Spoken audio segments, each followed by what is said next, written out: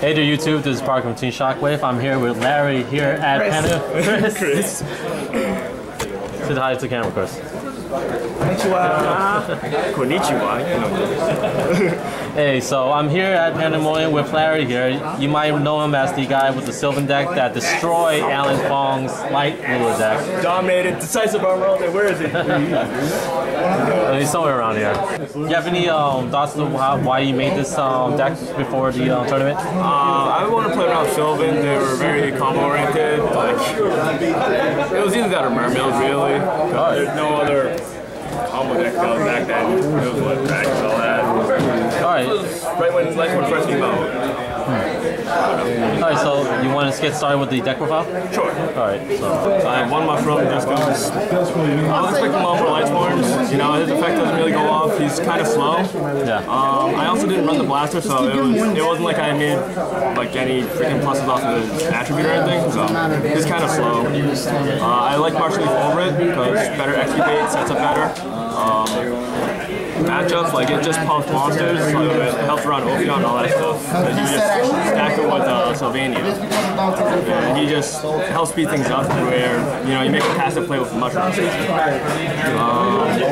Princess Sprouts. I only ran 2. Third one was Dead Draw. It's like turn 1. I'd have like what, Princess Sprout, and you just like summon, activate, Seiko, and it just ends poorly.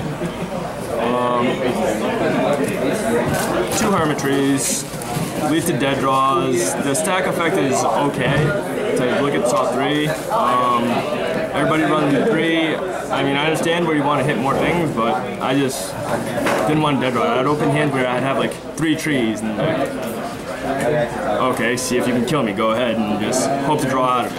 And even if you charity with like 2 or 3 trees in hand, if you don't have a way to activate, it becomes dead draws. Like, you can set them to the top, but you just stack yourself and dead draw yourself for 2 turns. So, yeah. 3 Sage Koyas, because it is a better thing, in my opinion, to hit off of the top rather than Hermitry. Plus the freaking Curry Bandit, hit Sage Koya Charity, it's kind of nice, you know. Get back Sylvania or Charity. Also with Sage Koya, I very rarely did the effect to drop him from my hand. That was just me. I usually activated him, got him to grave pretty fast. I would stack him on top on purpose rather than dropping him from my hand with things like Charity or Sylvania. Just because I wanted to dig off of, dig with Charity. Just dig for answers, you know? Double Curry Bandit, yes, supposedly the best turn 1 opening play, but it's still a chance factor because I'm running such a low monster of Sylvans. There's less I want to actually hit.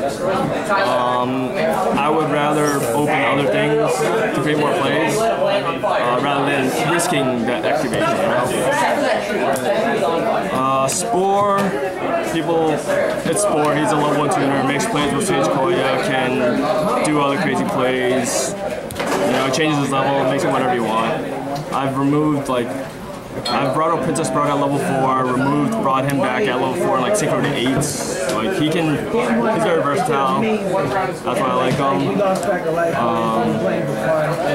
2 Lone Fires, you know. Sylvan's Lone Fire, pretty self-explanatory, you know. Dandelion in the main, which is kind of weird for people. A lot of people don't like it. I like it because it comes with the 1 Spell Striker. This was my first build, so it was actually a lot different. I've rehashed the build a lot and have changed it. I actually would rather double up on Spell Striker because if you open like Lone Fire, if you don't open Lone Fire Soul Charge, which is like the god opening play, you can like Lone Fire into Dandy, drop Spell Striker if you have something to move from play, and like you set up a god field pretty much. Like you can go, what is it? Like I'll show you the combo at the end of the video if you guys want. So that's double Rose Archer because I was going into a Lightsworn format, less back rows. I just thought like there was also points where like you'd hold on to this and it was okay just because I didn't friggin' just put back rows like one of Rose Archer Sanctum, so it was okay. Like the Rose Archer Sanctum is like nothing, you can just Rose Archer out things. So I only ran 2 of them.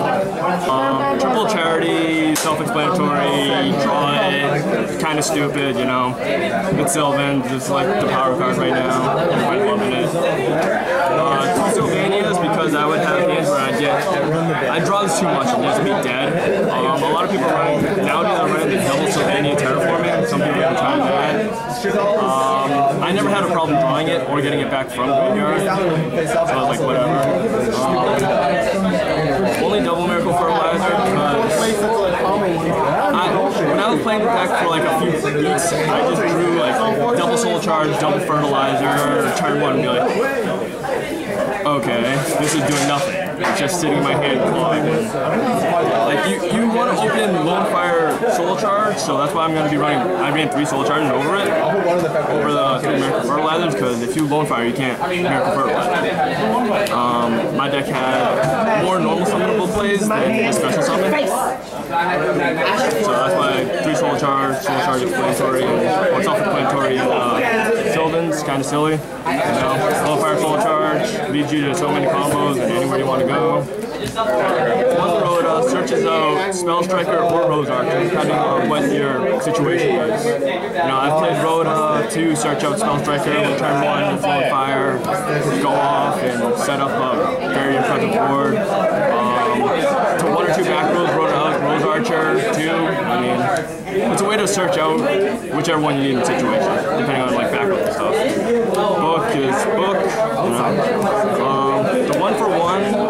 I was testing it out on the versatility that like I could discard a monster from my hand to search out Princess Sprout from deck, or like Spore from deck to set up like plays. Since I've played this deck, I've actually taken this out. I have cut it from my newer build, so it was just me play testing it. Compulse, general, macros, compulse, bottomless, warning. My problem with Sylvans is most Sylvan builds right now don't have back rows, and you just get out aggro. Yes, you can set up an impressive board, like unless you draw like the 3 or 4 card combo with like double Felgrand Draco Sack or like turn 1 double Felgrand or something like that. Like, a lot of decks nowadays can get over it. That's why I'd rather have some protection, save resources for like another turn, and then just kill them next turn. You know, so I actually have protection to stop plays that would actually stop that kind of board. You can have that board if they drop like double E Dragon, triple JD, you're dead anyways. Breakthrough skills. I ran these over Field Chains because they do have a double effect where you can like stop one effect on their turn. On your turn, they go Sanctum. You don't want to Rose Archer Sanctum, so just Breakthrough Skill the Moral Attack. Just stop them from stopping you. Gets around Exciton Knight, gets around Felgrand for the mirror match, stuff like that. Most times you don't really care about the damage on their turn. Like there are certain times where you do look at the Soul Charge, but these just they can attack, but I just like the fact that I can negate 2 monsters. The only other card I ran for the main deck with a double Wing Blast is just more protection. Helped against artifacts because I could like Wing Blast their ignition target if they're targeting their own thing, give them the deck draw and they don't set. Because they're going to obviously more than likely be targeting a artifact in the back row, so I just put it on top and then they're going to be dead drawing it. And this would get rid of like dead trees in my hand. Big trees in my hand. Extra deck, formula. That's just to gain advantage because of the Dandelion with the Dandelion Spore. They would just trade so we play. It just gain more advantage, which is what the deck needs. It needs to dig. Librarian. Yeah, he's gonna try. For some reason I don't think this was actually in the deck. I'm pretty sure this was actually supposed to be the Malay. This was in my newer build, which was something with Quasar in Sylvan, so I'm pretty sure that's actually supposed to be a Malay. Catastor was in there just because solves problems. You know, it's the best rank or level 5 Sigma in my opinion right now. Even better than Archimedes? Well, Archimedes was good. I would really go into this. This was like me going against like mirror matches, and like Archimedes would only stop Mushroom mirror match. Like yes, they can drop hand, but I would go out of my way to drop this to stall out. You know, swing over mirror mails and stuff like that, force them to do things. Scrap Dragon, you know, your general rank 8 season, I'm level 8 season 1 2 I ran, gained advantage. Stardust is Stardust, you know, you drop Stardust against Sylvan, you're in a pretty good situation. I don't think Blade was necessary, but I didn't really play much against Lightsworn, so like I would consider trying to fit in a Blader, but I wasn't expecting Mermail, so the only good matchup would be like the mirror match for Lightsworn. So I mean, I didn't see a lot of freaking mirror matches at local, so I just chose Scrap Dragon over to gain more versatility through the Blader. Decisive Armor, as you guys know, beats all Lightsworns. Yeah, it's kind of nice to drop this and just say basically I auto win against Lightsworns. How did you come up with the idea of using Soul Charge to take advantage of the Decisive Armor's effect with Soul Charge like conditioning like as an advantage? I mean, it's just the Soul Charge lets you go into like anything you want basically, and this would just be so easy to draw. My thing with this is it has the 3 different effects obviously, so it also helps against illusions, and he's kind of big, so he can't even get 101. Like problem defense, he's huge, 33 defense. The thing with it is the discard effect where you discard your whole hand. For the most part, I've been playing with Sylvans, you don't care about the monsters in your hand. So you can set all your spells trapped in the back row and discard the monsters that you really don't care about, because those like fuel fertilizer, fuel soul charge. You want them in your deck or in the graveyard, not really in your hand. The only one would be like Sage Coin, so I would like soul charge into this and like set up I'll soul charge, you can basically solve any problem. That's why I like holding back on resources. And it's the same thing as Gimmick Puppet, you know, if you can turn one burn them out against Lightsworn, like you win. If you do it without going soul charge, you drop their honest and then you can swing over whatever they have for damage and probably gain. Because this makes you unscared of honest and like they have no answers in hand, you know? And you get all the public knowledge so you can set up main phase 2 against what they have in hand. Leo. Stable. It's stable for a Sylvan. Sylvan deck, you know, stable. Easy to go into, especially with dandy tokens, you know. Big Eye, Rack 7, Big Eye Draco Sack. I very rarely went into these because, like I said, I didn't really drop Sage Koi from hand. It was just, they were there in case I needed to drop them. I just never really did. I think I'd rather drop Oreo. Oreo was, you know, his effect's silly, stacking your deck to know your like next 8 draws setup. If you know how to run the deck and get used to it, like knowing your next 5 cards like is very well. And I never really pulled up the crazy Oreo Merc Fertilizer play, because I would drop this and like bounce them, and I'd probably swing for game that turn. I only ran 1. I would probably double up on them, but I never really dropped rank 7s like I said. Double Felgran, you know, staple. Silly plays with that. Also, I would use this dead draw. What is it? Because, like, if they ignition, you can just purposely miss, stack the artifact on top, and they never want to draw artifacts. It's a complete dead draw. They can send to the back row, you take another second guess, but it sets them back a turn where you can then push out a lot of damage because you have a setup power. Puppet, you know, it's in case I can use it to burn you out. He was in there just to get around bad boards. That's about it. The other one is, that was the last card I ran, was 101. It would have been an Exicon night, I didn't have one. I only ran 1 rank 4 because you don't really drop rank 4s in this deck. It was on the off chance I did it with like Princess Sprout and Spore. So, it's just there. If you open like that, those 2 or like, spell, because you need a spell engraved for a spell strike. So you could like charity, charity spell, or you wrote it for the spell striker, or you play 1 for 1. Or Soul Charge, either one, like any of these cards, like would set up so well with this play, because you could be like, I would go Lone Fire, and if any of these are in graveyard, like, if Soul Charge is in my hand, I'd be holding on to it, but like, voted for Spell Strike, we'll say, or I just had like play Charity first. Lone Fire,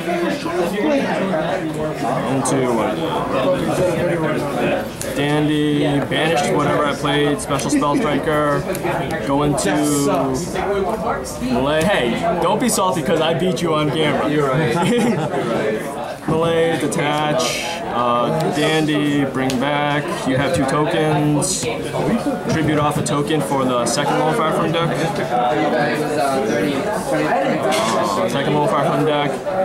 And then you tribute off the other token for a Hermitry. And then you'd have like a Hermitry on board with that. You take the chance on if you hit or miss, like depending on if you have the Charity or if you have the Charity main phase 2. And then I'd like use these 2 to go into Malay. The Anguineer.